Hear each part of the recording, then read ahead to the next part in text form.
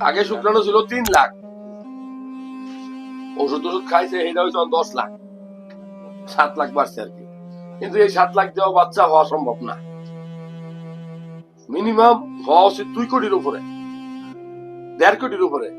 মানে একটা মানুষের মতো বিল্ডিং করবে 1 লাখ 2 কোটি, এর কাছে আছে মাত্র 10 লাখ। সে কি বাড়ি করা নিয়ত করা ঠিক? তারপরে আল্লাহ তাআলা চাইলে একটা শুক্রাণু থেকে তোমার বাচ্চা হইতে পারে। আমি বলবো যত্ন করো শুক্রাণু বাড়ানোর জন্য। বিচি জাতীয় খাবার গুলো বেশি খাবা, বাদাম, কাঠবাদাম, পেস্তা বাদাম, কাজু বাদাম, হ্যাঁ, একটু লাল মাংস, কলা, দুধ, একটু ডিম, ব্যায়াম করবা, সাঁতার কাটবা, নামাজ পড়বা, বাস ব্যায়াম এগুলো, ঠিক আছে? আর আরো শুক্রাণু অনেক বাড়া উচিত। আল্লাহর কাছে যাও, আল্লাহ ছাড়া কোনো উপায় নাই। এই ওষুধ মেডিসিন আমরা দোয়া এগুলা সব কুচিলা মাত্র, কারো হাতের রুচিলা একটু ভালো হইল। তবে আগের সাথে বাড়ছে, আগে ছিল 3 লাখ, মানুষ কত 10 লাখ, একটু বাড়ছে।